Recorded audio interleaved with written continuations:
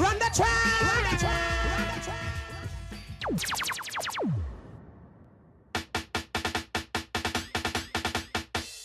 Carnivals exist all over the world, but British Carnival is unique because we've got sound systems. Well, a sound system is a mobile discotheque. On steroids. 2,000-watt amplifier blazing. Amplifiers, speaker boxes, mixers, a turntable. It's a collective. The whole package. A technician, a DJ, a mic man. It was a culture, it was a feeling. That is a sound system. Bless up, bless up. Junior Quaker Sound Systems arrived. And yeah, so tonight is celebrating the birthday of Emperor Haile Selassie. And obviously the lineup tonight is Young Warrior, the son of Jashaka, and Junior Quaker, the son of Quaker City.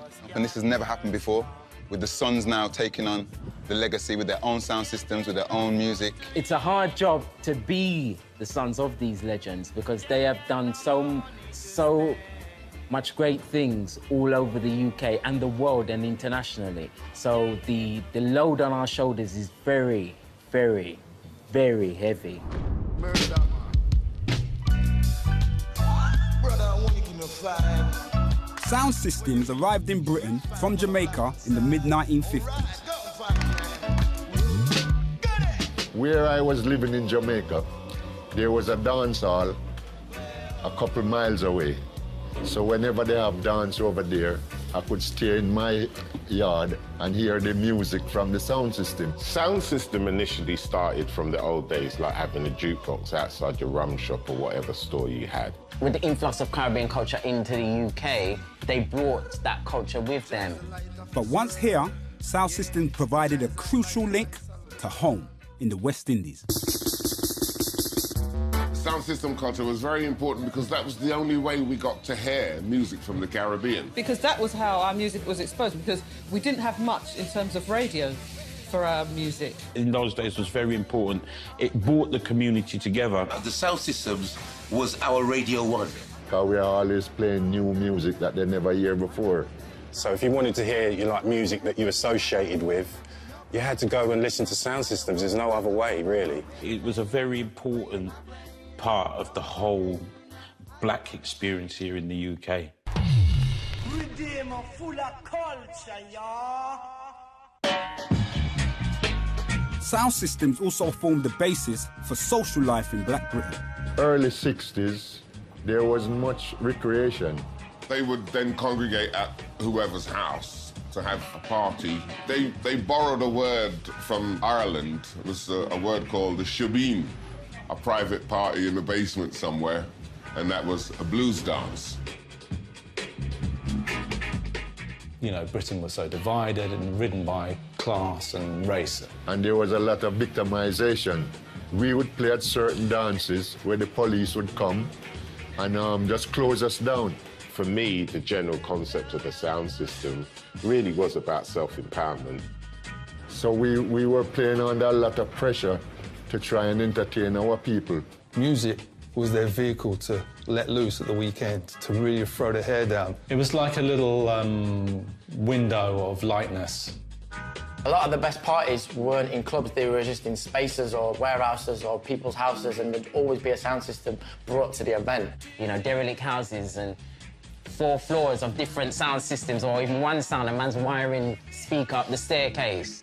And having a stack of speakers in the corner, and everyone used to put their coats on the speaker. On the top, used to have 100 coats on top of the speaker. Caribbean started that, all the house party stuff, all the kind of rave culture. It was the Caribbeans that started all of that. To become a part of a sound system meant serving a long apprenticeship, starting at the very bottom. How I started, I used to lift up boxes to get in, because that was my way into the sound system world. You know, I'm a sound system boy at heart. You know, I carried the speakers just like every other sound boy did. But boy, it wasn't easy carrying them speakers. They were heavy. Mother's dumplings got to come into play. Right. You carry the boxes that contain the turntables, the boxes that contain the amplifiers, the mixers, and some may say, most importantly, the boxes that contain the records. These are all experiences. You know, and you have to go through them experiences before you can call yourself a sound man. But to call yourself a sound man could mean taking on a lifelong commitment. In my sound system, it's very family orientated, so we still use people in my father's crew. This work that we do is very hard work. We're bringing the whole concert, so we got to bring everything. Not everybody can lift our boxes, not everybody knows what wire goes into what, and we can't take that risk for things to be dropped or damaged, so only skilled kind of individuals who has helped us along the way can actually do this.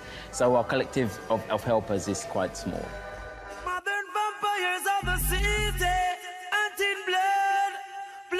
The collective nature of the sound system created a tight family bond between the crew. The brotherhood of sound system and us as a DJ crew and a group of guys, it's deep. I can't overemphasise, it's the collective, and that's what the difference is between your usual DJ and what a true sound system is. In those days, a lot of the youths had something to put their energy into. They bought records, they built boxes, they were looking for tunes, they were in their house playing music, they weren't on the street.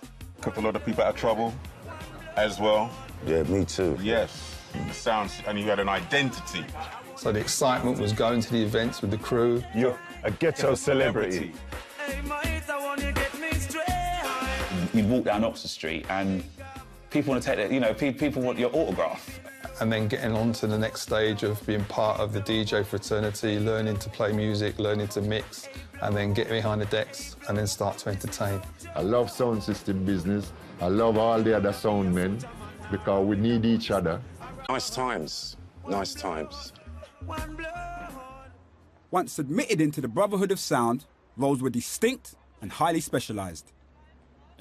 So no one take it personal. You've got the MC, the mic controller, the master of ceremonies, the mic man. His job was to control the vibe. So I'm the one who speaks, introduces the tune, them, talks to the people, them. Boom. Make it happen to the crowd or to the people or to the party. And then a selector is someone who actually chose the records that the DJ played. Scanning the crowd. And make sure that the crowd are having a good experience, a good time. Finding out what the people them want and giving it to the people. To keep the audience bubbling. Yeah. Then you would have a technician, someone who would fix the amps and maintain the electrical components. But in an age before downloads and streaming, the DJ had to work hard to provide his sound with a steady supply of fresh ammunition. What distinguished you as a DJ was your record collection and how you presented that music. I've gone as far as Jamaica to find a tune. You know, so it's a constant search for beats. You know, like a record like Catch Vampire by Devon Irons was the most exquisite bit of music you've ever heard, but there were only 200 of them ever made.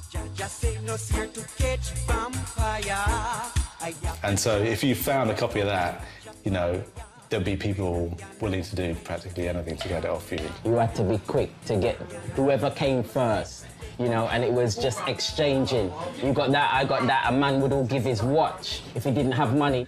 Enough people were hunting. They go crazy for vinyl like this. It was hustling, but hustling for the music to make sure the thing was exclusive. I would never give away my vinyl, never ever. So powerful were the sound systems, both in status and sheer volume, that producers would give them dub plates, test pressings of unreleased records. So a dub plate is something that is not released. Or a new record that's not out yet, cut on an acetate. And say, you know, before they released it, they used to say, test this on your sound and see how the crowd feel it. So it was a way for musical producers and artists to get their music made and played out to the wider public.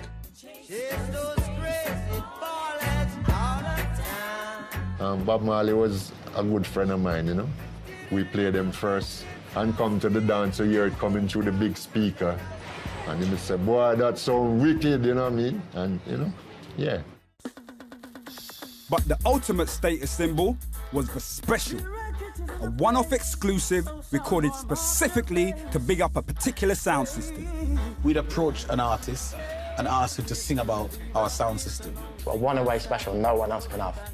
The greater the credibility of the artist is the greater the credibility of the sound. You would have special records made by the artist specifically for a specific event. It's only your sound playing it, which enhances your sound again.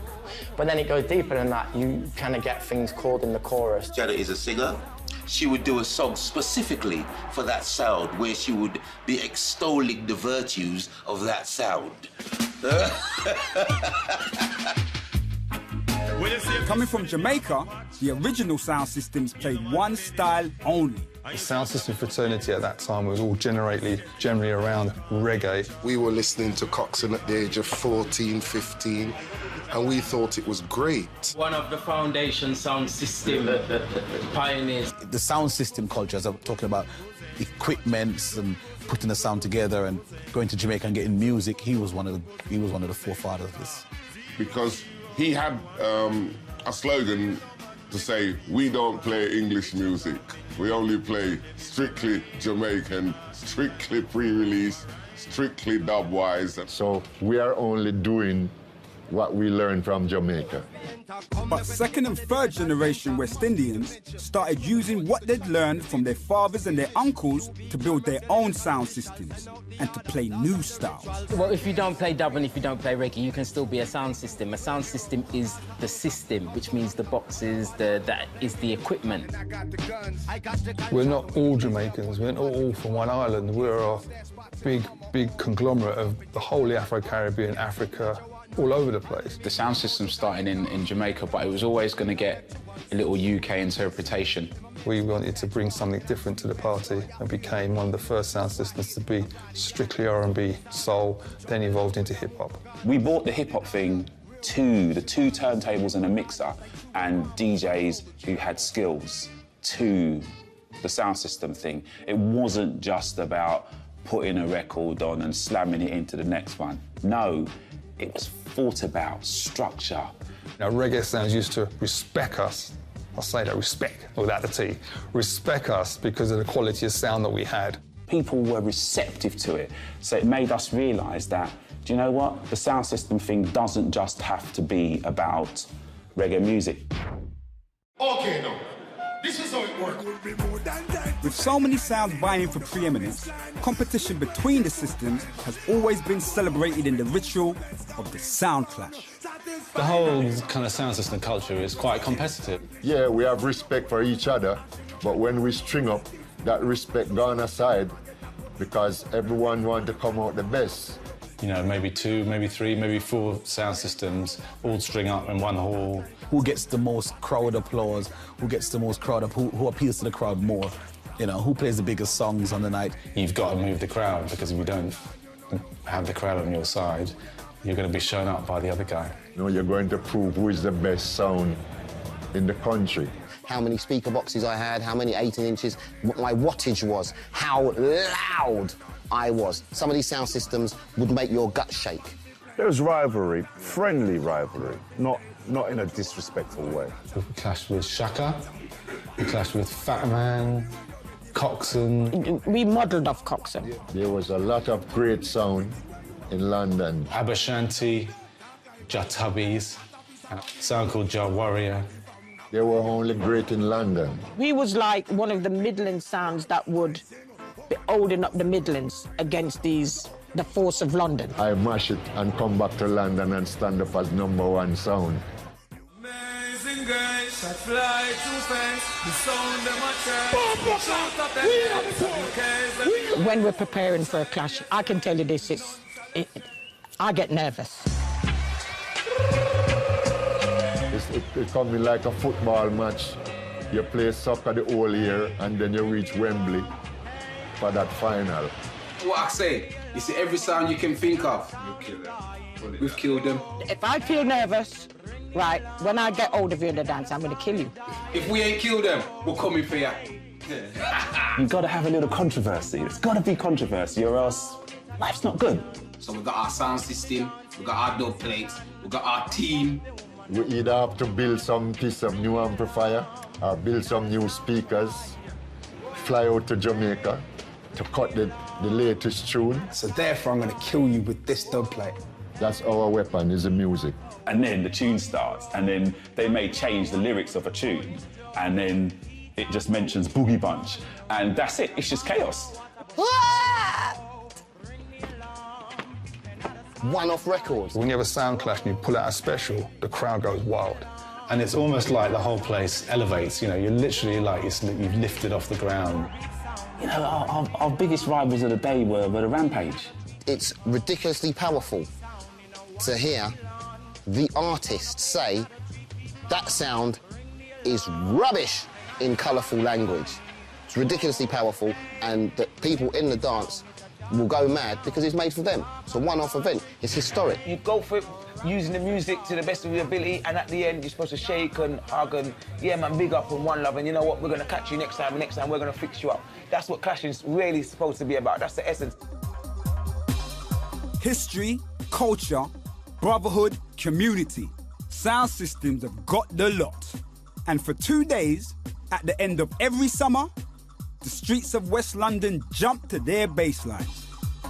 Know where you're coming from, and you'll know where you're going. Sound system has still got a bright future.